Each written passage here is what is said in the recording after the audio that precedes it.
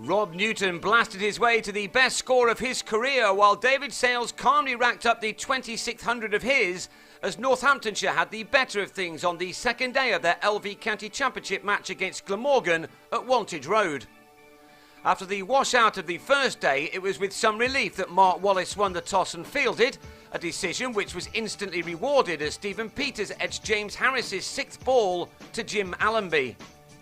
It was just the start the Welshmen were looking for as they go in search of their first win of the summer in the LV County Championship, but life was never as easy for them again after that first over, with Kyle Kurtzer quickly enjoying himself with a host of crispy time boundaries.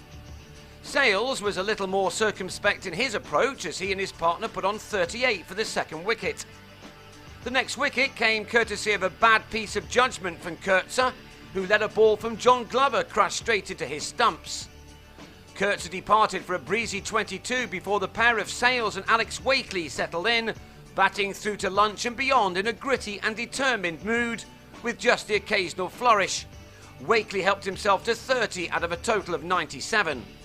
But that's as far as he got before he edged a back-foot drive off Glover to Stuart Walters. The match soon changed tempo with the arrival of Newton, who was returning to the side following an injury.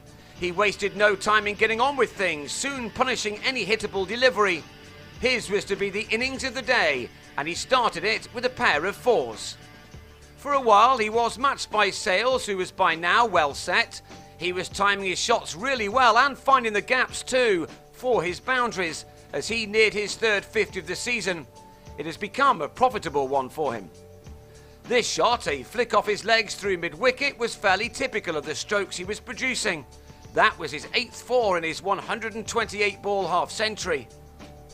Newton was on only 8 at the time, but he was soon to be catching Sayles up. When Wallace turned to spin, Newton eased Dean Koska over the rope for 1-6. Before repeating the dose off Marcus North, this was not what Wallace had planned for after winning the toss. Newton's 50 took only 66 balls to reach, and the 22-year-old was making batting look a rather simple occupation. Having spent much of the season at the top of the order before his injury, he was clearly enjoying coming in the middle with the shine now off the ball. With Sayles happy to drop anchor at one end, Newton now moved on at an even quicker pace either side of the tea interval. This was fast becoming a very classy innings filled with some gorgeous stroke play. He was especially good when the Glamorgan attack dropped in short or gave Newton too much width. He didn't need to be asked twice to hit the ball to the fence, as he and Sayles now moved into the 90s together.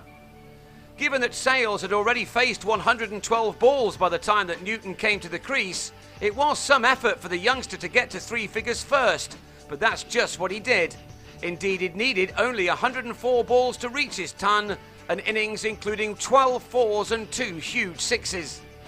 Sayles was also celebrating in the next over as he drove Allenby through extra cover for his 13th boundary to bring him his second 100 of the campaign of 228 deliveries. The way these two batsmen played really complemented one another. Newton's timing was exemplary throughout, as shown by the way he lifted Will Bragg for his third maximum. Bragg, who was on just to use up the old ball, was hit for 10 off his first 2 deliveries, but then with his 5th he had Newton caught on the boundary for 117.